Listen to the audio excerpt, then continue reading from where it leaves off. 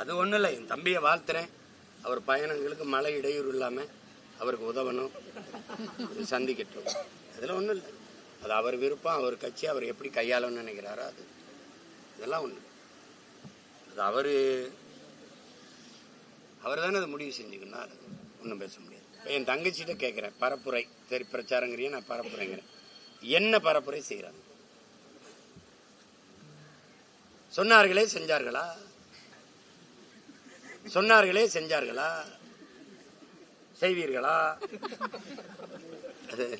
இப்ப எங்க ஊர்ல தண்டல்காரன் ராஜாதி ராஜ ராஜ மார்க்கண்ட வருகிறார் அப்படின்னு இப்ப வந்து இங்கே இந்த இடத்தில் தொடர் வண்டி விடுகிறீர்களை விட்டார்களா?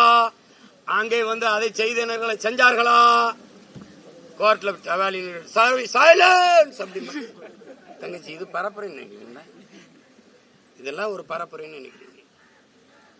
மக்களின் வழியை மனதிலிருந்து ஒருத்தர் மொழியில் எடுத்து பேச முடியல அப்படின்னா என்ன?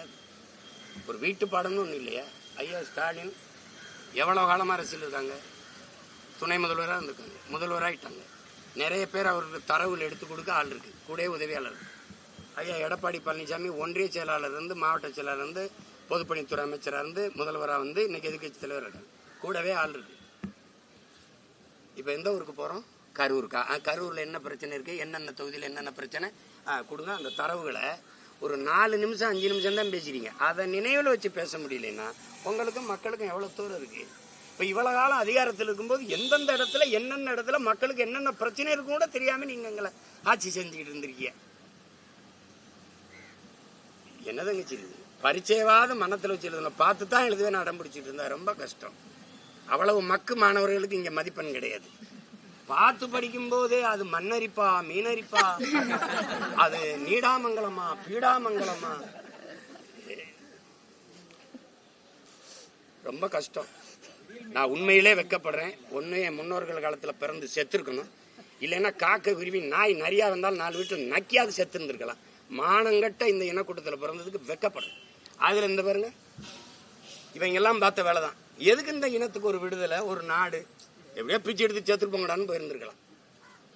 ஊசி பேத்தி ரணகலமாய் கைப்புள்ள கதையா நாங்கள் அடி வாங்கி தருவோம். வாங்கிட்டு இருக்கோம். வேற என்னடா? வேற ஏதாவது கேள்வி?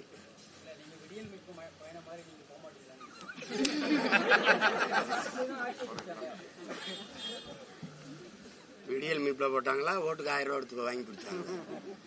ஏன் எனக்கு என்ன? எப்ப அவங்களுக்கு வேலை இல்லை, நிறைய நேரம் இருக்கு. எனக்கு நேரம் இல்லை, நிறைய வேலை இருக்கு. கொஞ்சோண்டு மூளை, நிறைய வேலை. புரியுதா உனக்கு? என்னை விட்டு நான் ஊரை சுத்தி பார்க்கவில்லை, ஊரை மாற்றி விட்டுறணும்னு நினைக்கிறேன், ஊரை மாற்றணும்னு நினைக்கிறேன். ஆட்சி மாற்றத்திற்கு வரல, நான் ஆட்சி முறையை மாற்றத்துக்கு வந்திருக்கேன். புரியுதா? வேற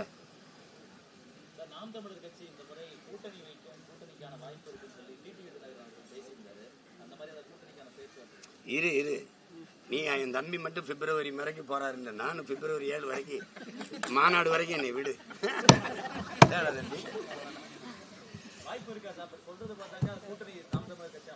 நீ சொல்லு, வைக்கவா வேணாவா?